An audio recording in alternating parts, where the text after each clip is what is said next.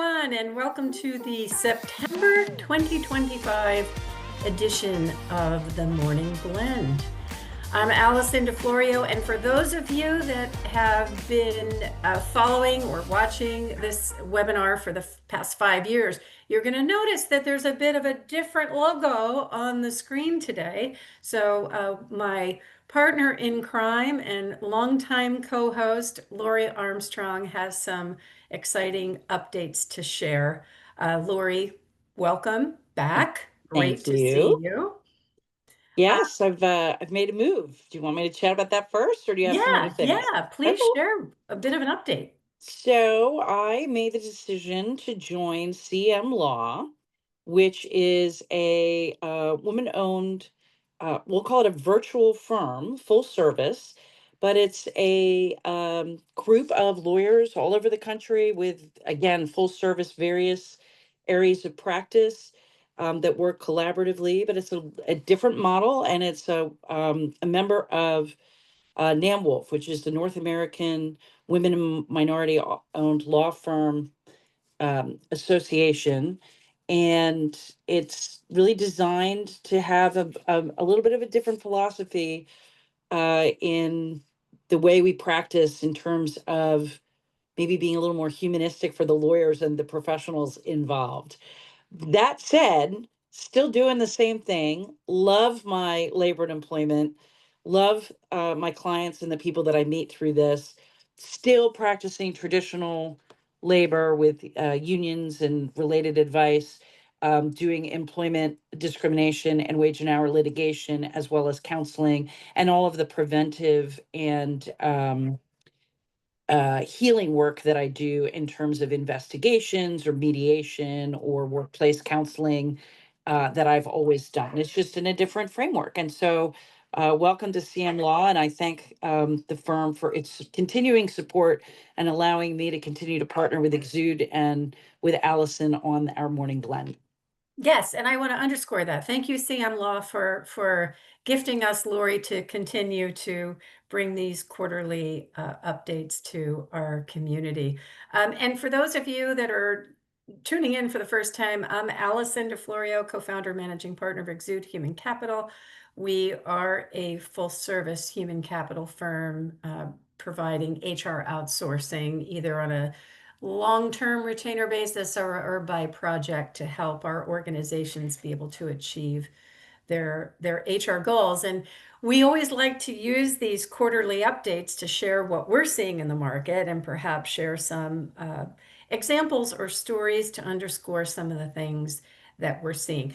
We are still in very unprecedented times, and things are in constant flux. So Lori and I were joking, but not joking, before this session, just saying we should rename this to As the World Turns, because if I think back over the 5 years, I feel like some of the things we talk about just keep coming back and changing. That said, please note that whatever we share with you today could change the next time we see you at the end of the year. And we just want to make sure that you, and I'm sure you all do this, but it's your due diligence. You continue to check to see updates on employment laws and HR trends, and certainly use the two of us as a resource moving forward. So today we have a couple of things to talk about, and I want to remind everybody this is being recorded. So we will send out the link post session. And your questions are important, so please use the chat feature. If you have any burning questions, we'll do our best to address them during the program. If not, you'll have our contact info at the end, and please feel free to reach out to either one of us. So our piping hot today has to do with the FTC rule changing again, and our legal updates. Lori's going to take us through some of the changes of the agencies, or focuses of the agencies, and then we're going to talk about the latest term in the HR world, the quiet cracking. So I don't know if you've heard about this, but we'll enlighten you. And more importantly, we'll talk about what you as employers can do, what things you can take actionable steps on to try to crack the code on the quiet cracking. That was poor, bad, I know. Um, again, just a reminder, send in your questions. And even if they're questions on topics we haven't covered today, we'll do our best. So Lori, I'm going to turn it over to you to enlighten us. All right. The latest from the FTC. I'm sorry? To enlighten us. Ah, got it. Okay, so piping hot. It's not really piping hot. I think I told you last spring that there, or maybe last fall actually, that the non-compete rule is dead. And to Allison's point about the world turning, then when Andrew Ferguson was appointed chair by the Trump administration earlier this year, he made some comments that suggested that he might resurrect the non-compete rule. And Friday, the FTC formally voted to dismiss the appeals that had enjoined the non-compete rule. So just to give you the full picture, in 2024, the FTC enacted the ban and quote, to address conduct that harms fair competition. They believed at the time, the commission said that the final rule provides that it is an unfair method of competition for persons to, among other things, enter into non-compete clauses with workers on or after the final rule's effective date. And it really basically made unlawful non-competes in almost every context. In I'm trying to think of when it was in the fall, I guess, or in August. A company had challenged it in a case called Ryan LLC versus the Federal Trade Commission, and in that case, a Texas district court set aside the ban after finding that the FTC lacks the authority to create substantive rules through this method. Now, you all who have been with us before may recall me talking about a little case called Loper Bright that came down from the Supreme Court last summer, in which the court said that the deference that had previously been afforded to the agencies that are created by Congress to interpret and enforce the statutes are not entitled to the level of deference that they had been given, under a case called oh gosh, I'm having mental block. Raytheon? That doesn't sound right. Anyway, the point is that the Loper Bright decision really undermined the authority of these agencies. For those of us in labor and employment world, agencies like the EEOC, the Department of Labor, the National Labor Relations Board, and in this case, also the Federal Trade Commission. What's more interesting, and what I'm going to talk in a few minutes about Supreme Court cases that have come down in 2025, is another case. Recently, the Supreme Court said limited the authority of these courts to enjoin, to enjoin rules or legislation on a broad basis in the way that the Texas District Court did, and then the Fifth Circuit did later. So there's all this weird stuff going on. You know, folks in the legal community, we have a lot to kind of noodle around. But for your purpose, what you really need to know is that the chair, Andrew Ferguson, who had previously said, well, maybe they're a good thing, has now said that the rule is no good and that they are going to dismiss the appeals. You can see his language here, his statement, which was a prepared statement, said that the rule prospectively and retrospectively extinguished 30 million existing private contracts. Now, what's interesting, if you want to be philosophical about it, is, non-competes, on the one hand, companies say they need to protect their confidential proprietary information. But on the other hand, it's really a restriction on capitalism, right? And the free market. And so there's really two sides to this coin. On the broader scale, the fact that the federal government has said, yeah, we're not going to go forward with this rule doesn't mean that you don't have to worry about it. There are numerous states that have their own legislation that that is changing almost daily. Two states just enacted legislation within the past 2 months. States like California, think it's Washington, several other, trying to find my little list here. California, Minnesota, Montana, North Dakota, Oklahoma, and Wyoming all have outright bans. Um, Florida and Texas have specific guidelines. There are a few states that don't have any specific statutes, but it is a state by state patchwork of legislation and rules and requirements. And if you do business in more than Pennsylvania or Pennsylvania and New Jersey, you really need to have, your labor and employment council take a look at whatever it is you're trying to enforce.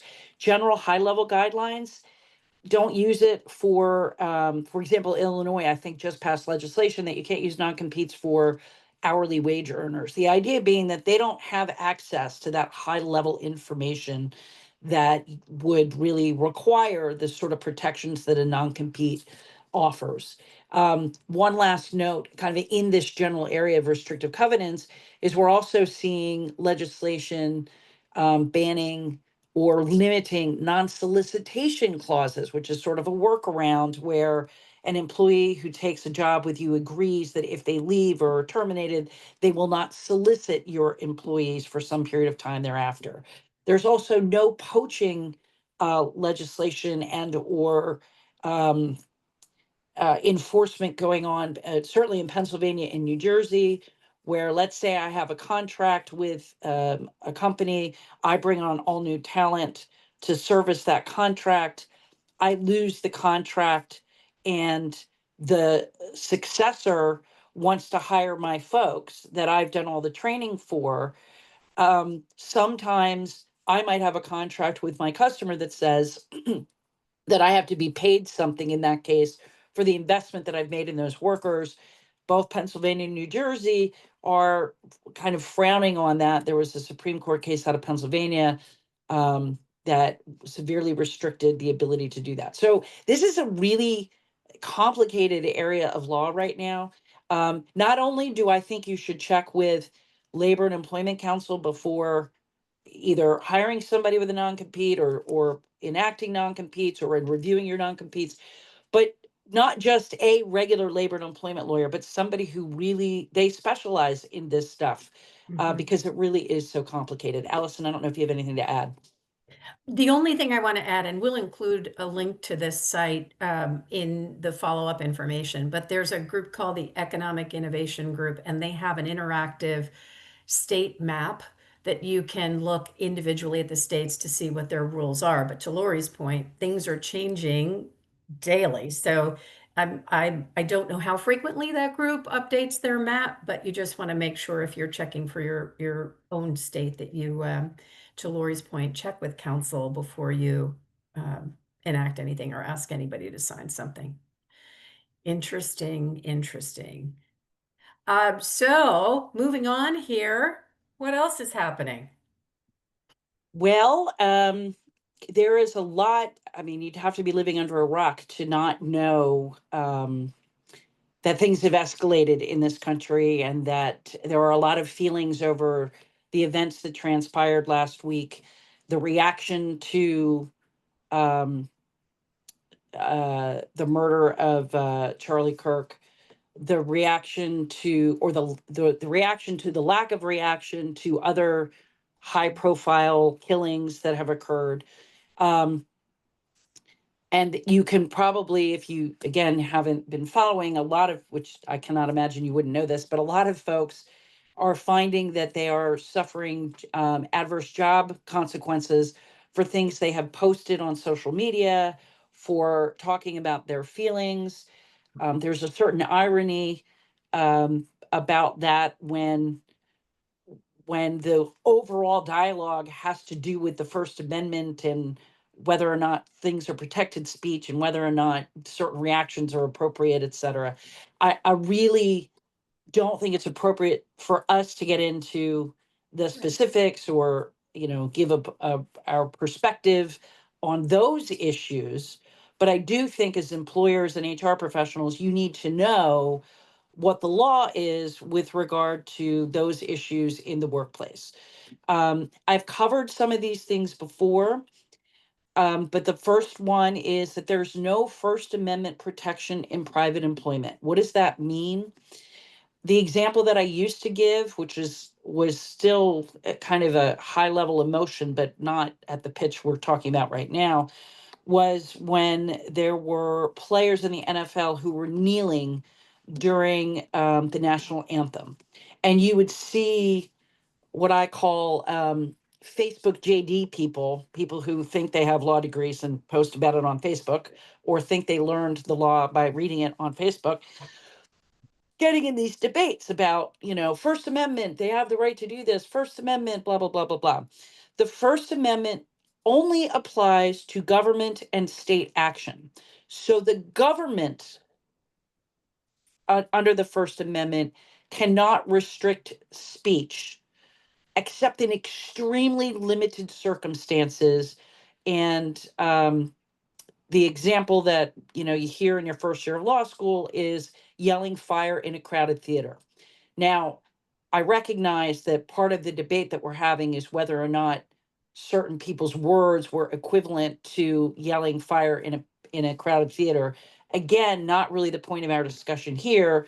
The point is, assuming all of you work for or work with private employers, the First Amendment isn't really relevant to how you handle this sort of discussion in the workplace. If you are a public employer, that's a different conversation. The First Amendment does apply. There's a test. I'm not going to go into that, but if you want to talk to me about it, you're welcome to reach out after the webinar and I can walk you through it. There are, however, certain states that specifically protect political affiliation and or legal off-duty conduct. Pennsylvania is not one of them. I don't believe New Jersey has that protection either. But for example, California specifically includes political affiliation within their protected classes. If your handbook goes beyond state law, in other words, you include political affiliation within your handbook, um, difficult argument to make in Pennsylvania, would be an argument you could make in New Jersey, but in any event, there is an argument that you're contractually obligated on some level not to take action against somebody due to their political affiliation. Legal off duty conduct historically has been people who drink or smoke cigarettes off duty. It's kind of like a morals clause type thing. And in those states where they have legal off duty shooting guns, that sort of thing, an employer can't take action against somebody who engaged in that conduct lawfully while not at work. And there is in some states, taking action against somebody for posting something might fall under the purview of those statutes. You should also know that the National Labor Relations Act, and we've talked about this before, prohibits adverse actions based on protected concerted activity. So if somebody is posting about, in the context of, for example, there was a Home Depot case, and one of the workers was wearing a apron and wrote Black Lives Matter on the apron and then was terminated. And the board, the National Labor Relations Board, found that that was protected concerted activity because that was written in the context of a job environment where there had been complaints about racial discrimination. So depending on what somebody posts, if they tie it to your workplace and it's not sort of a separate, and I'm not trying to diminish anybody's feelings on the subject when I use the word philosophical, but it's not a political or philosophical, um, theoretical, for lack of a better word, discussion, but instead this thing is happening. And by the way, it's also happening at work. Then the National Labor Relations Act might be triggered. And that's what the state of the law is. Uh, you know, whether or not there's a legal restriction, I think these are really difficult, complicated issues.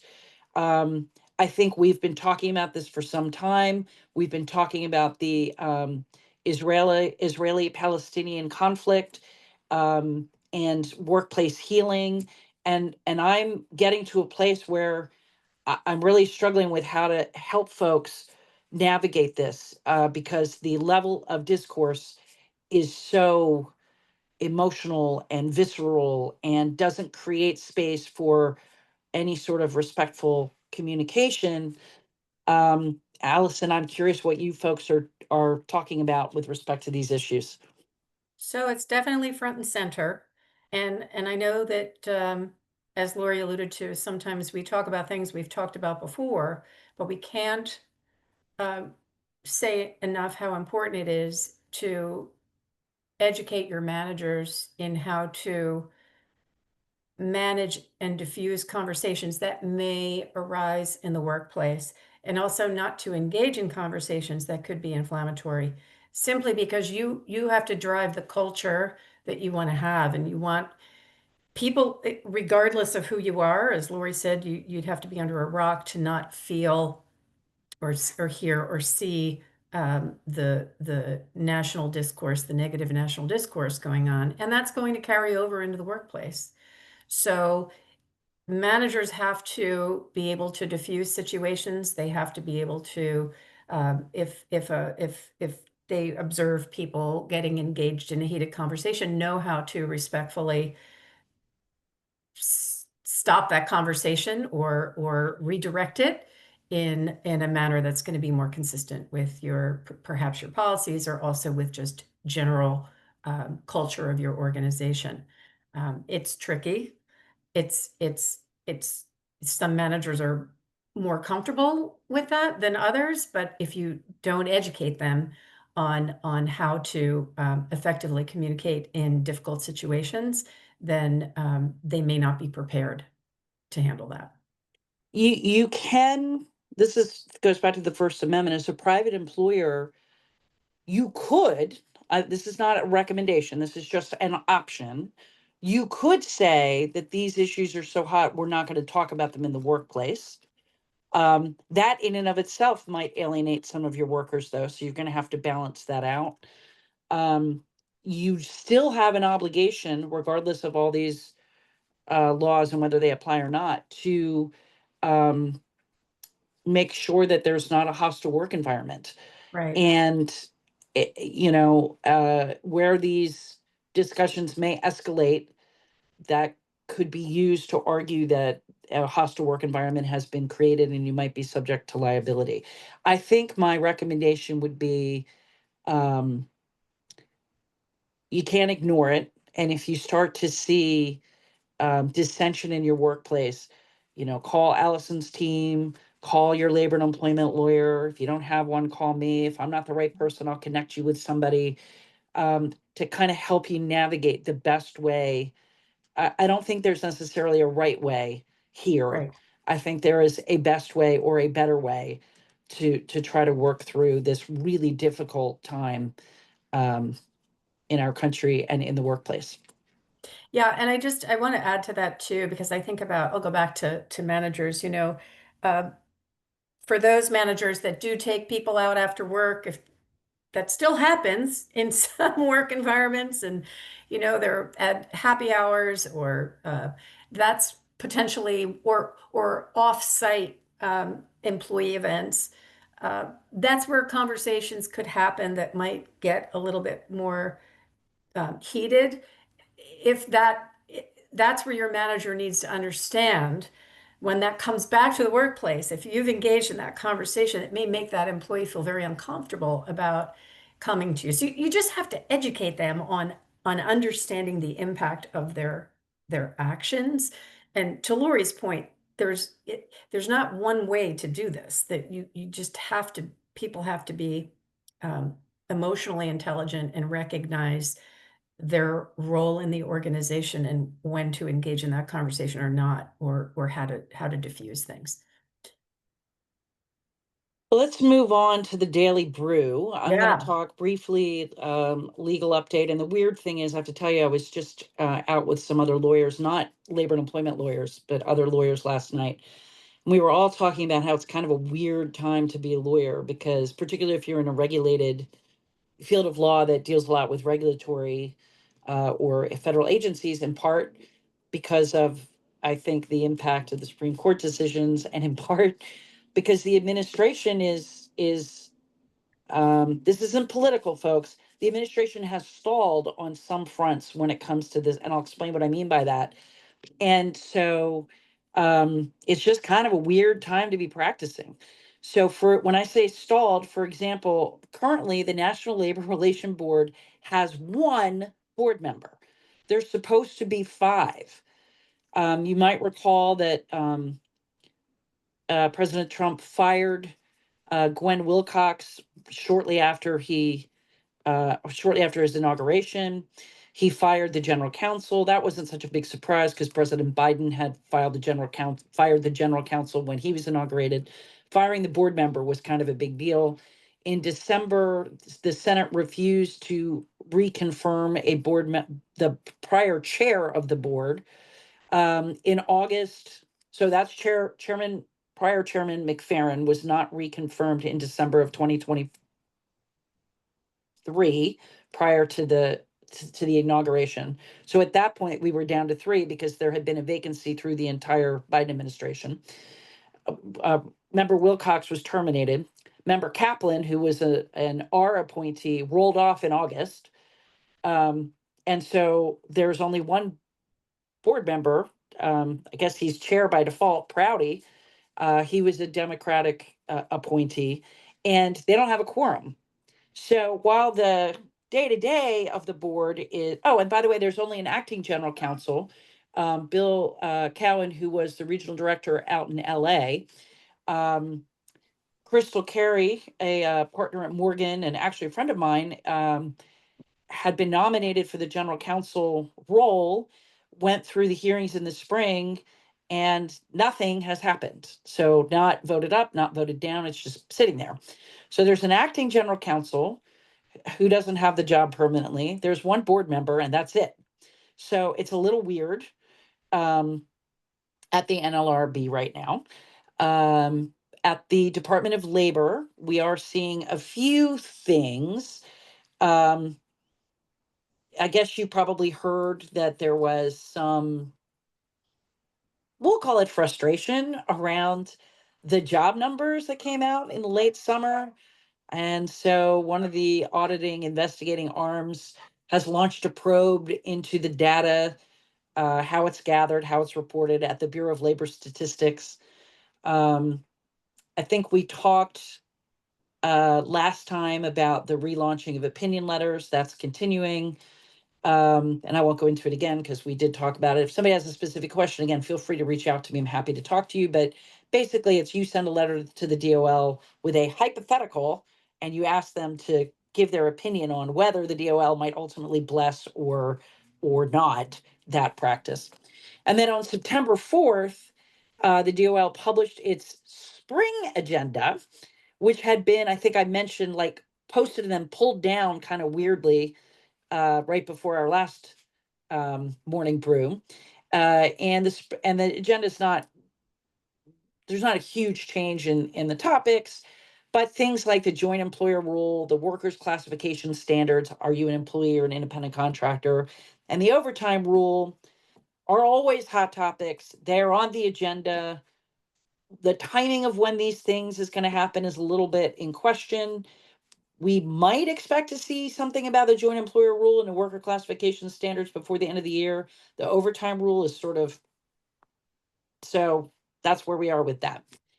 And then real briefly, I'm going to just go over the cases that the Supreme Court has handed down during the year that have a particular impact on employment law.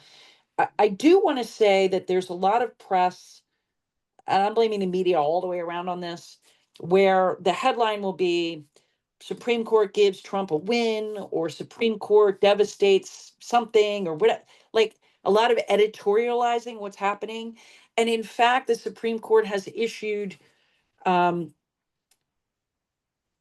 decisions without any opinion and without really getting to the substantive issues behind the cases. So you're hearing a lot about the shadow docket and that sort of thing. What's happening is the Supreme Court saying, no, we're not going to allow that injunction to stand. Go back and figure it out while you're figuring it out. When you get to the substantive part of the appeal, i.e., is this thing lawful or not, then we'll talk about it. but we're not going to give you sort of a preemptory ruling or things like that. So it's a little bit frustrating because we don't actually know how the court's going to rule in a lot of cases on a lot of the substantive issues. Um, so that said, you got to keep reading what's going on at the court level. But Mhm. these cases are important to, I think, in the labor and employment context. I alluded to this case earlier, the Trump versus Casa case, which is the birthright citizenship case that we talked about in the spring. Again, not a big ruling on the substantive piece. Is birthright citizenship gone or not gone? We don't know the answer to that yet. What we do know is that the court severely limited the district court's power to issue injunctions. So remember when I was talking about the FTC's rule, I said the US District Court in Texas issued an injunction that stayed the rule. And we were like, okay, the rule is not in effect because the district court has basically said you can't enforce it. And the underlying substance, whether or not the rule was valid or invalid, had not yet been determined. So in this case, the Supreme Court says, yeah, district courts are overreaching their authority on at least nationwide injunctions. So some court in Texas can't issue an injunction that impacts the rest of the country. How that plays out, it's going to be interesting because in labor and employment world, we've seen that a lot over the years where the EEOC has come out with a rule, the Department of Labor has come out with, for example, new salary thresholds or rules under the Fair Labor Standards Act, and then usually the Fifth Circuit, sometimes the 11th, issues some kind of injunction, and then there's some legislation, or not legislation, because that would make this easier. Um, then there's more litigation, and then sometimes it dies. Sometimes there's a new proposal. Sometimes the parties shift power. Well, that's not going to be the case anymore. So we'll have to see how this all shakes out. I talked about Ames versus Ohio Department of Youth Services last time. In that case, a white cis straight woman sued because she believed she'd been discriminated against on the basis of her sexual orientation. She claimed that a lesbian woman was promoted over her by their gay supervisor. The issue in the case was not about whether or not that actually happened, but was about whether or not there should be a heightened evidentiary standard for people who are, quote, in the majority class. In other words, as a white straight woman, does she have to prove more than she would if she were, by way of example, a black gay woman? The Supreme Court was unanimous on this. Title VII doesn't say protected class and then list out certain types of people. It says we can't make decisions based on things like race, sex, which includes sexual orientation under the Supreme Court's Bostock decision, um, under national origin, religion, and those sorts of things. So it doesn't matter who you are, you have to prove the same thing. It's the same standard. That's what that case stood for. The Supreme Court in Stanley versus City of Sanford, Florida, which was an 8-1 decision that we didn't really hear a lot about, had to do with an employee who is no longer employed and whether or not they could perform job functions at the time of the alleged ADA discrimination. If they can't do it now, it's a kind of a nuanced case. But the issue is, and I think this is correct, and most of the court agreed, that the employee has to show that they could perform the job functions at the time of the discrimination. And whether they could or couldn't later, or could or couldn't before, is not really relevant to the issue of whether or not at the time the decision was made, the discrimination. And so that's what we're looking at. And then lastly, in EMD sales versus Carrera, and this is a good case for employers under the Fair Labor Standards Act. We've talked about this, I think. Mhm. Oftentimes you will see people wrongly call it a class action. It's a collective action. It it matters in terms of whether folks opt in or opt out um, to joining a class of employees who believe that they have um, been paid wrongly under the statute. In this case, the Supreme Court found that an employer has to demonstrate by a preponderance of the evidence rather than clear and convincing evidence that an employee is exempt from the statute's minimum wage and overtime pay requirements. Well, what does that mean? If I misquote, misclassify somebody, or I believe that somebody should be exempt from overtime rather than non-exempt, the burden is on the employer to show that I'm correct in establishing whether somebody's actually exempt from overtime or not. The presumption is that all employees are entitled to overtime. And there was a split about whether or not the employer's burden was clear and convincing, which is higher, or a preponderance of the evidence. So, like in criminal cases, we have reasonable doubt, that's the highest standard. Clear and convincing is just below that, and then below that is preponderance of the evidence. In this case, the Supreme Court said it's preponderance of the evidence, that's all. So it means the burden is a little bit less onerous for employers to show that an employee is correctly classified as exempt. So those are there are a few other cases out there. Um, I'm going to give a shout out to a firm that I was with a couple of years ago, actually now. Fisher Phillips has a great blog. It's not even a blog, but they have great content on these kinds of updates. There are a couple other firms that also have really good information. I'm happy to talk to any about any of these, obviously one-on-one and how it applies to your organization, but these are the kinds of things that are going on. And to some extent, we have to see how they shake out, like with the Trump versus Casa decision. Um, what does this mean in long run? Not sure yet. So anyway, that's the update. And I think that leaves the rest of our time, Allison, for a discussion on quiet cracking, which I have to tell you, when I first read about it, I was like, huh. And now I'm like, oh yeah, totally get that. I totally get that. I want to say one thing before we move on, though. Please, everybody, do when you update hopefully you're looking at your job descriptions periodically. For whatever reason, we've seen an uptick in job description projects, and it's interesting to see how people are choosing to classify employees based on what we're seeing in the job description. So I think you have to be careful about be thoughtful and intentional about crafting your job descriptions, and then be honest about whether or not that job is classified correctly, and just mindful only because it's top of mind since we've seen quite a few of these come through lately.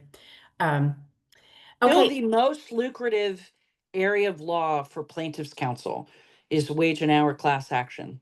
Sorry to jump in, but it's really, I can't remember the statistics.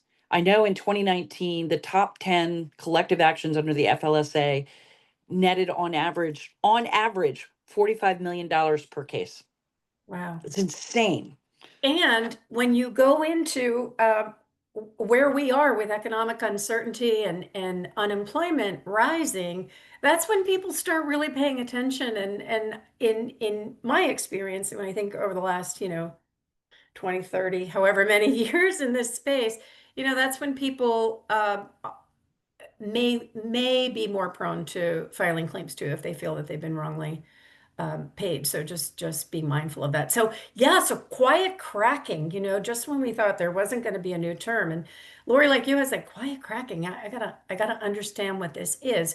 But when I started reading about it and thinking about what I'm hearing from individuals in the workplace, it makes complete sense to me. It refers to how frequently employees feel persistent workplace unhappiness. Persistent workplace unhappiness. And we'll share some data with you. But if you take a look at some of the stats on the right-hand side, you see, overwhelmingly those first three: economic uncertainty, prolonged continued economic uncertainty, workload and job expectations. And we see quite a bit of this and have seen quite a bit of this since the pandemic, and particularly in times now where we're seeing unemployment rise. Employers, as people leave through natural attrition or if they're doing reductions in force, the work still has to get done. So it's being placed on other people. And sometimes there isn't thought given to kind of how it's being placed, and is it being placed equitably across uh, your team, and is it creating some undue workload issues? And then number three, and this has been fairly consistent over the last several years, is that poor leadership. And we'll talk a little bit more about some of the things you can control to improve that. But let's talk a little bit more about this whole quiet quitting. They're calling it the hidden workplace crisis right now. So this precedes quiet quitting, and the quiet cracking precedes quiet quitting. And it's that gradual decline in an employee's motivation or emotional investment in their work due to that unhappiness, burnout, and the feeling of being trapped in their job. So if you think about where we are uh, in this world of uncertainty, people are fearing job safety, yet they know that it's not a good market. So they're not going to be jumping as we saw previously. Post pandemic, we saw people jumping and increasing their wages due to jumping. Now we're seeing less of that. We're seeing that unhappiness grow and show up in perhaps increased absenteeism, or things not being done on time, or people being frustrated and talking about it at work and leading to poor performance, detachment, disengagement, that could ultimately have a negative impact on the business. So we said it's happening because the market's slowing down. I mentioned that the job switching has slowed, and we've heard over the last few years, people were switching in less than a year, and there was employers were not necessarily focusing on how long someone had been in a job any longer because that's what the market was doing. But what's interesting is that the wages for job stayers have outpaced the earnings for job switchers. So what was Hmm. impacting that move, that constant move, because I can get a bump in my salary, is now changed. So it's more likely that people would stay in a job that they're not happy in than switch. So what that could mean for you, and maybe you're seeing this, start thinking where you see this, less likely to take, people may be less likely to take on additional responsibilities. When I think about where we are and I think about the employers we work with, there are a lot of extra responsibilities happening, even when somebody takes a leave of absence and somebody has to pick things up. If you've got a population that is now feeling stressed and already overly uh, like close to burnout, and they're adding these additional responsibilities, less likely to share ideas. We always talk about you hire people for their innovation and their creativity. When they get to this quiet cracking stage, they're less likely to share ideas. If you notice, people are less like people who in the past have been very open in meetings and always seem to be able to share their perspective or introduce something new, taking a little bit more of a back seat. That might be a sign for you to say, maybe this person isn't feeling the same way that they used to. And then lastly is attend company events. And I hear our employers saying this frequently these days, saying, gosh, we spent all this money. We're going to take everybody to the Phillies game, or we were going to do this. And, half the people didn't even show up, or people aren't interested in doing that anymore. I'm not saying that they didn't have other reasons for not going, but just recognize that as a potential sign of this new workplace crisis. There's a recent study by a group called Talent LMS, and I thought this was interesting. This is a study of about 1,000 US respondents, employees.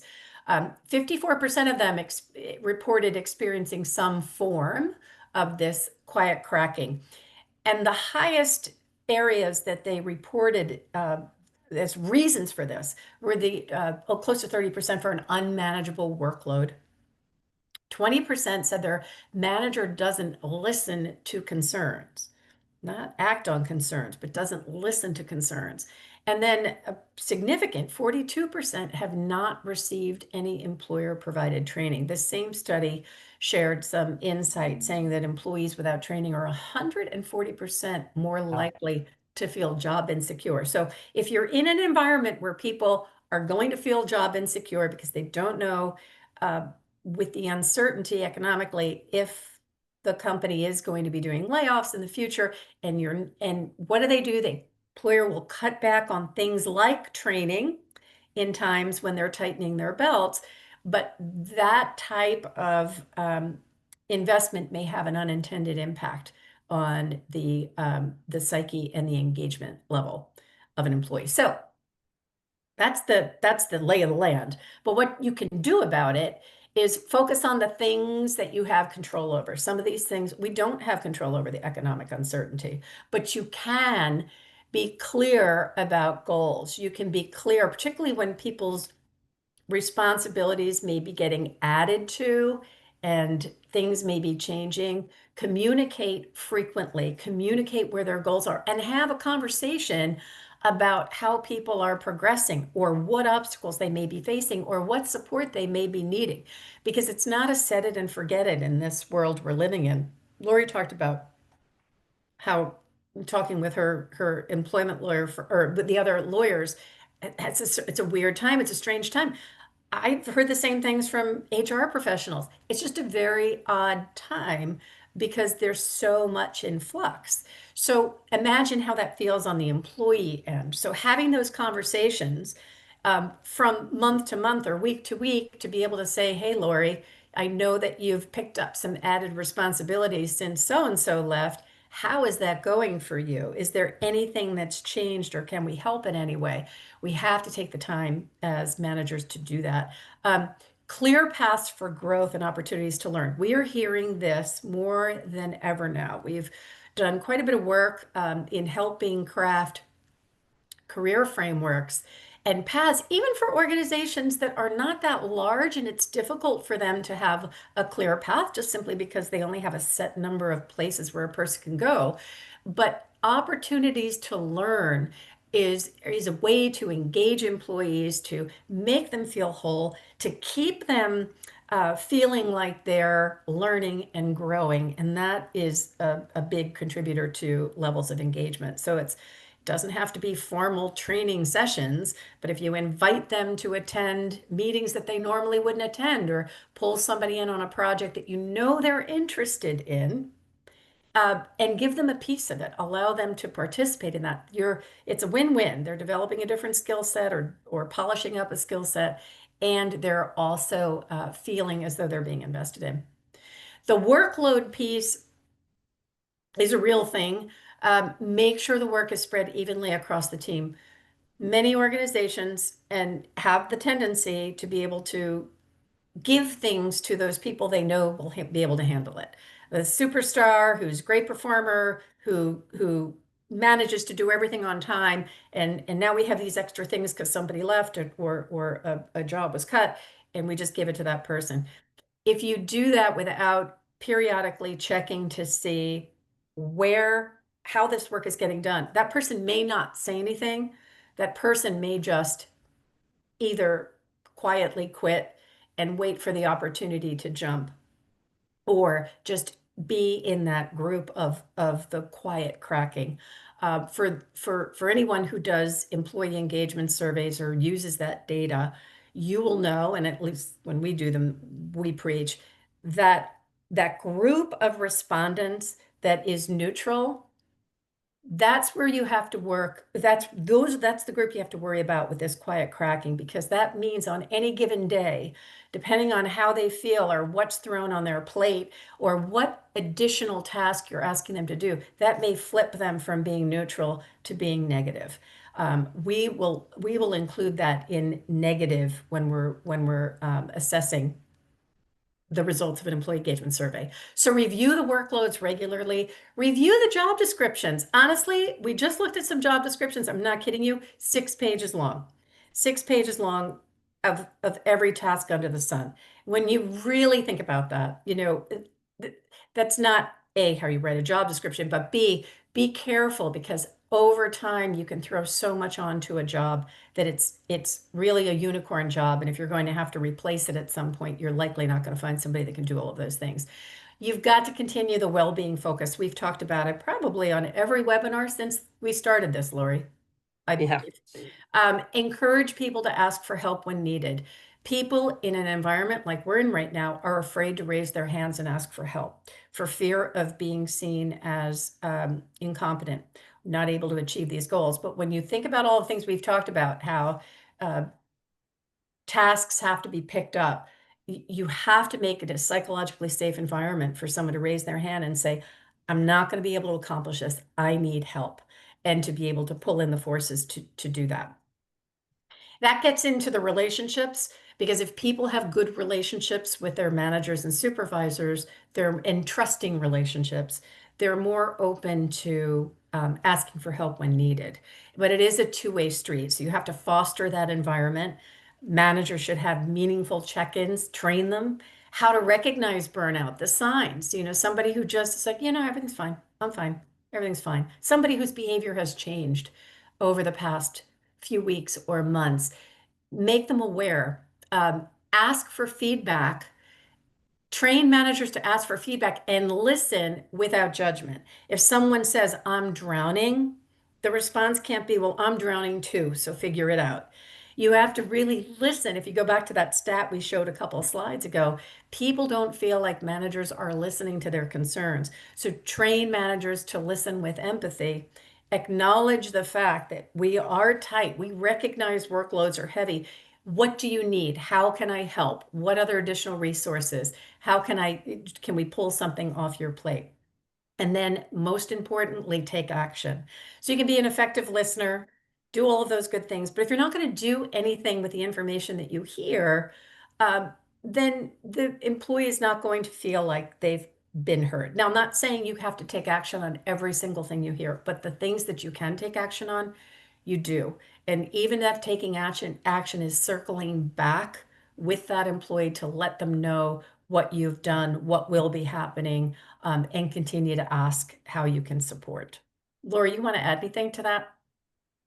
Yeah, I want to add that folks that are on this call are also employees and may be feeling all of these things. And it may feel a lot like another burden, like, wow, I've got to pick all these other people up and carry them, and I just don't have it right now. And that means that you need some help. And that may not be something that, you can get at your organization. I'm a huge fan of, therapy and EAPs and whatever. You need to have a safe place to dump it, and it's okay. And I just want you to know, because some of you I know either professionally or personally, and I know it's a struggle for you too. And I don't want you to think that we're not aware of that. Yeah, and thank you for adding that. Also, make sure that you are taking care of your managers and their needs, right? Yeah. So that is that's the forgotten layer in the organization, has been for some time, but I do feel like that layer is getting pinched and squeezed more than ever before. And when you talk about quiet cracking, I did not see any data that shared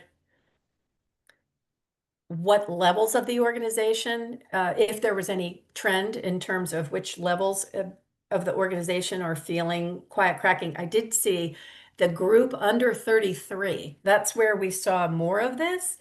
And that was the only kind of demographic data that I saw.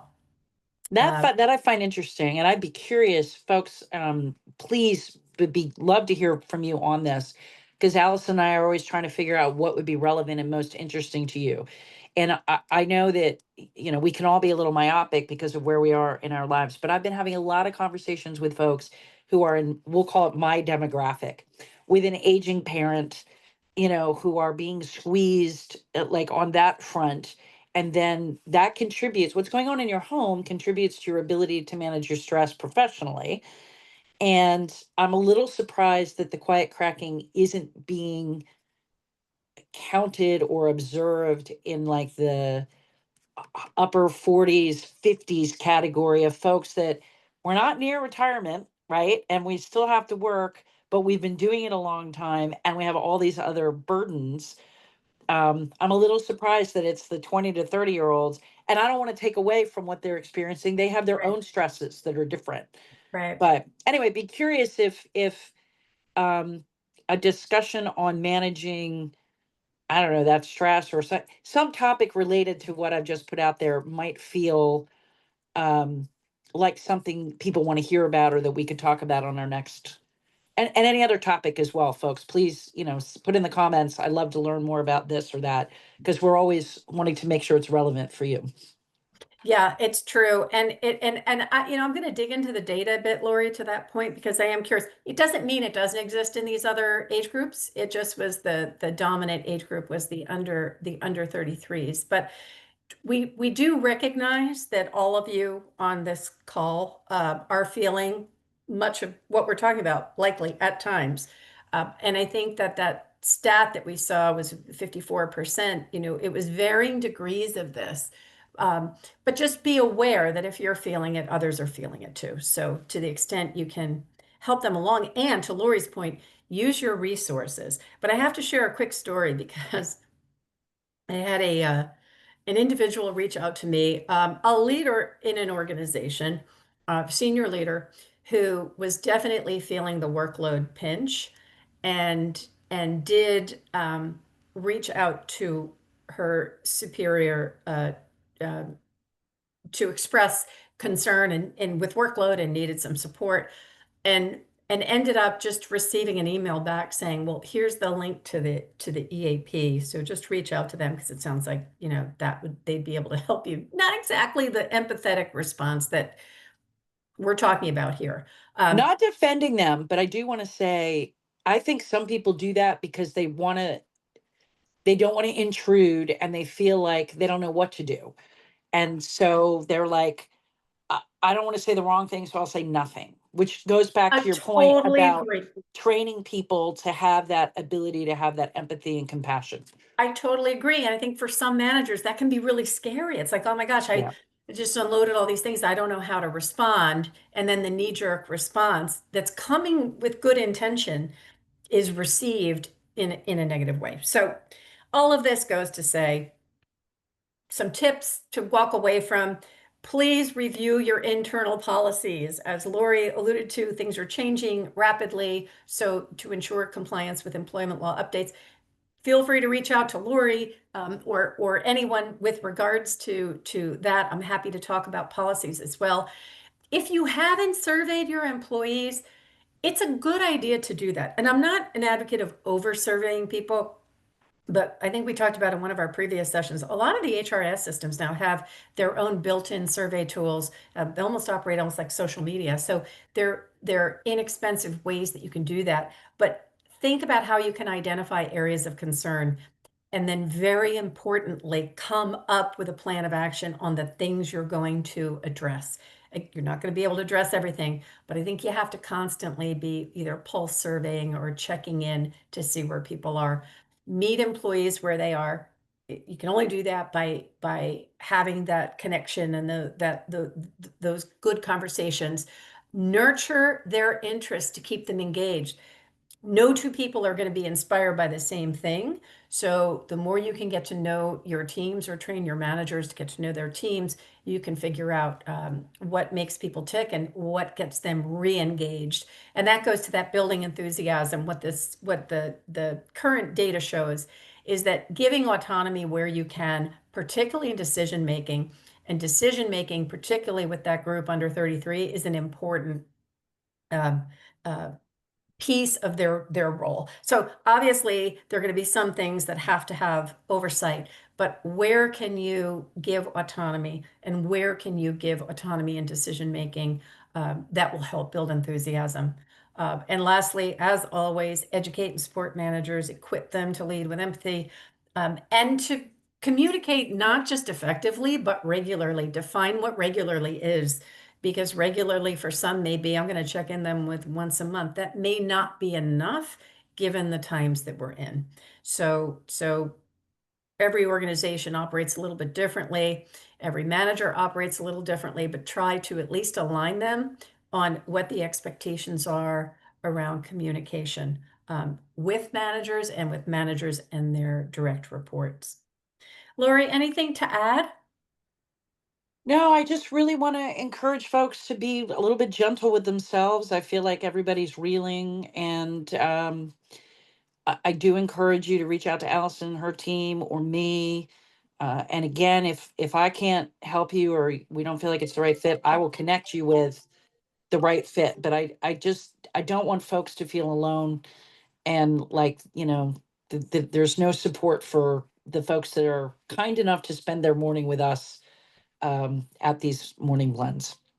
Yeah. And, on behalf of all of us at Exude and at CM Law, we just want to thank you for taking time, which when we know it's a busy schedule, but we appreciate you taking the time to listen and hopefully take back some nugget that's going to help you or someone at your organization.